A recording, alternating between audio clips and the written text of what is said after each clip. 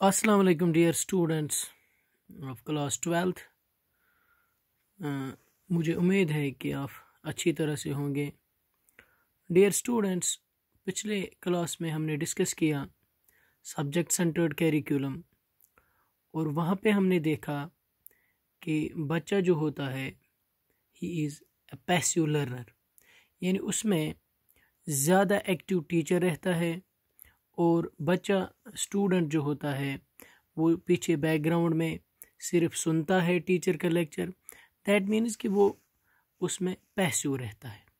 So this is the big this demerit of subject centred curriculum. तो ये जो बच्चा है he is active by nature, यानी कोई बच्चा ये नहीं चाहता है कि वो पैसिव रहे।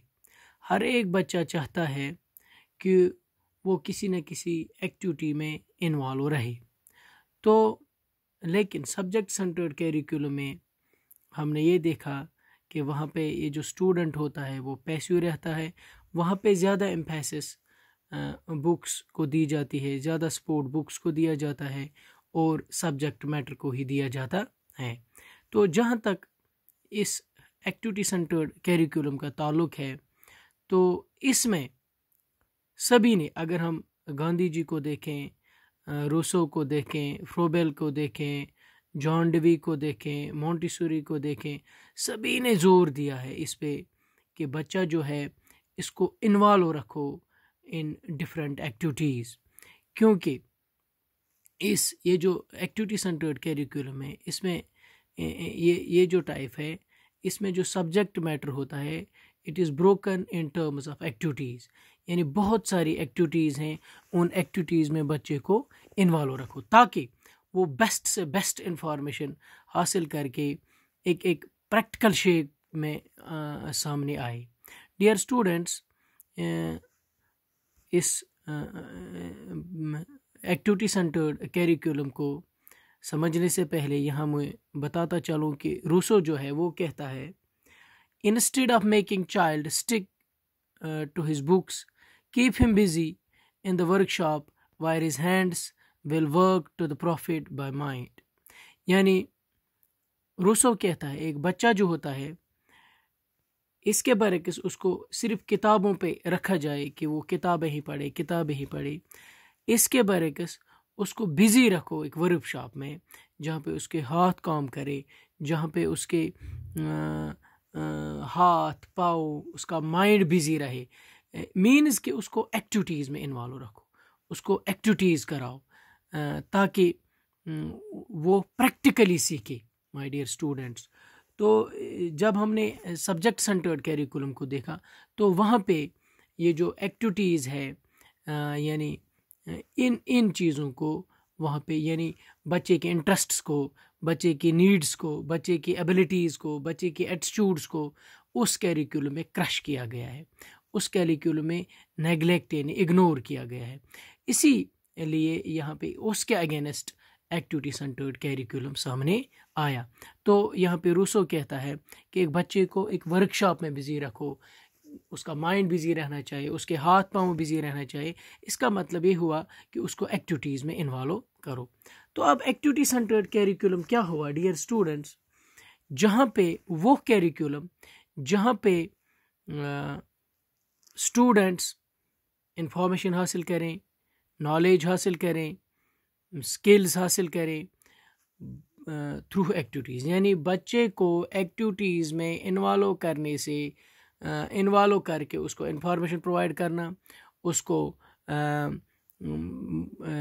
दिस मुख्तलिफ सब्जेक्ट्स की, मुख्तलिफ टॉपिक्स की, यानी उसको नॉलेज प्रोवाइड करना, उसको स्किल्स प्रोवाइड करना according to his needs abilities by involving them in activities. तो डियर स्टूडेंट, यानी एक बच्चे को फिज़िकल एक्टिविटीज़ में इन्वॉल्व किया जाए, बच्चे को एनवायरनमेंट एक्टिविटीज़ में इन्वॉल्व किया जा सकता है। इसी तरह बच्चे को creative activities, constructive activities, for example अगर आपको बच्चे को एक बच्चे की फ़िज़िकल डेवलपमेंट करनी है तो उसको फिज़िकल एक्टिविटीज़ में इन्वॉल्व करो, like physical training, games, athletics extra extra. इसी तरह अगर एक बच्चे में सिविक सेंस डेवलप करना हो तो एनवायरनमेंट एक्टिविटीज़ यानी एक्सकर्शंस, सर्वेज, मुख्तलिफ जगहों की विज़िट्स करवाना। इसी तरह अगर एक बच्चे में एक साइंटिफिक एटीट्यूड पैदा करना हो तो उसको कंस्ट्रक्टिव एक्टिविटीज़ कराओ। इसी तरह अगर बच्चे की इमोशनल डेवलपमेंट करनी है तो उसको क्रिएटिव एक्टिविटीज़ कराओ। इट मीन्स कि डिफरेंट टाइप्स ऑफ एक्टिविटीज़, मुख्तलिफ एक्टिविटीज़ बच्चे को इन एक्टिविटीज़ में इन्वॉल्व करना है। तो इससे क्या होगा, जो बाई प्रोडक्ट निकलेगा वो एक प्रैक्टिकल की शेप में सामने आएगा। यानी जिस तरह सब्जेक्ट सेंटर्ड में सब्जेक्ट्स पे ज़्यादा जोर दिया जाता है, वहाँ पे ज़्यादा जोर और रॉट मेमोरी पर यानी मेमोरी पर ज़्यादा जोर दिया जाता है कि एक बच्चा अपने सब्जेक्ट्स को पढ़ता है, टीचर को सुनता है, फिर वो अपनी मेमोरी में वो सेव करके फिर वोमिट करता है, यानी उसी चीज़ को फिर एग्ज़ाम में उन ब्लैंक पेपर्स पे लिखता है। वो जो कैरिकुलम है वो एक बच्चे को प्रिपेयर करता है टू ज्वाइन नेक्स्ट क्लास और स्कूल और कॉलेज। लेकिन ये जो कैरिकुलम है एक्टिविटी सेंटर्ड, ये एक बच्चे को प्रिपेयर करता है फॉर हिज फ्यूचर लाइफ। तो यहाँ पे क्या है, यानी इस बच्चे को डिफरेंट एक्टिविटीज़ में इन्वॉल्व करना है ताकि हमारा जो बाय प्रोडक्ट निकलेगा वो प्रैक्टिकल निकलेगा। यानी अगर एक बच्चे को फोटोसिंथेसिस पर आना हो तो उसको प्रैक्टिकली दिखाना है फोटोसिंथेसिस क्या होता है। इसी तरह मुख्तलिफ टॉपिक्स।